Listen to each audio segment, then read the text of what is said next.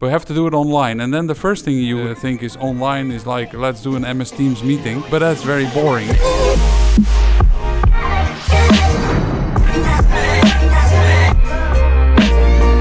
Normally the NATO Innovation Challenge would have a big pitching event, a big end day. Now we had Corona, so yeah, that couldn't happen. So you adapted quickly, you organized a lot of stuff online. How did you adapt? Well, the first reaction, of course, was it cannot take place. And then we thought about it because as military, you have to be adaptive. You see the situation changes and you have to adapt to reach your goals. And we already did so much effort, so we had something like, okay, let's go on, but we have to do it online. And then the first thing you think is online is like, let's do an MS Teams meeting, but that's very boring. So then the idea of the public award was born. And then, of course, we worked with you guys from the known group to think about how could we make this get audience for this and make it more lively. We thought let's try this, and if it fails, okay, it fails, but I think it can work. Well, finally, it did work. Yeah. What did you create? Yeah. So in the beginning, we had Fons and I had a chat about the whole NATO Innovation Challenge pitch day. Like, what can we do? And I think the most commonly made mistake in virtual events is that you simply copy your physical events to an online environment, and that is something that simply doesn't work. So you need to really take a look at, like, what do you want to achieve? So you want to have. So one of the main goals was we want to select the best solution for the NATO Innovation Challenge. So we need to have meetings with the jury.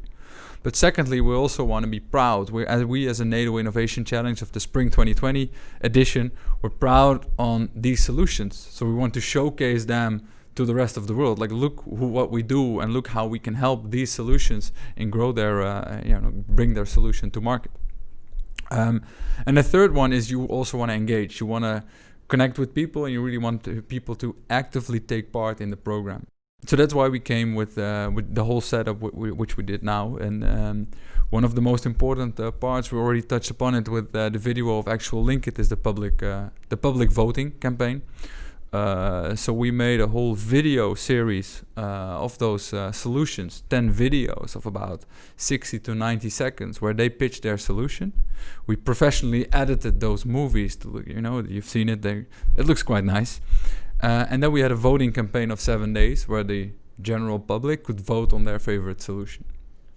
That generates a lot of exposure for these solutions, but also for the whole NATO Innovation Challenge. So that way you place them on a kind of a podium. And then on the pitch day itself, you already said you ended in the studio. Yeah.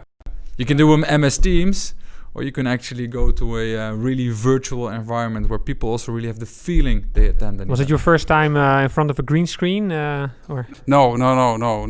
I've done other things before, but it was. I've been on a podium several times, but actually they were all via Zoom, so I couldn't see them. But in the picture, the audience sees. They see actually a kind of all kind of screens. In the audience, more or less. Yeah, we have some pictures of it, Leon. So, you were standing here, but actually you were just in front of a green screen. Yeah, it was not really a green screen. Oh, this is green, but this was a kind of moving picture all the time. And of course, here you had the footage or the lines from the other cities coming in. So I could see that. I could not see everything, but. And that was a bit of an interesting thing. I had to We had to practice it a couple of times. You see the guy on the top, he constantly was standing on the left or right side of Fons, waving his hand. Because Fons, of course, you really didn't see the people, but just have to look to the left side or look to the right side. It was hilarious to see. Yeah, but if you see it, then actually what the audience saw, then it all seemed to be at one place. The result is very good, and it was really a show over several continents. and the feedback from the colleagues from Norfolk, from NATO, was really, really positive. One of the people there in the jury, who was originally the initiator of the NATO Innovation Challenge, said that it was the best ever.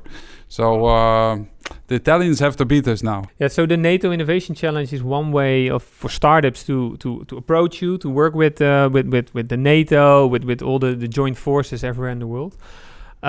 What are other ways to reach you, and what kind of solutions are you looking for? Yeah, well, basically we will be more and more present at events, with accelerators, with challenges, with festivals and so forth. So we have this Mindbase, as we call it already in Rotterdam, is a kind of meeting place for startups and academia to meet with the defense organization. So more and more we're organizing events where we invite innovators, and apart from that, we just have an address, a webmail address, and a number to call if you have a very good idea, and then it finally lands in one of our 13 innovation centers. Yeah, perfect. Tom, thanks for today. Fons, thanks. And if you're one of those founders, let it know, and otherwise I'll see you next week. Thanks.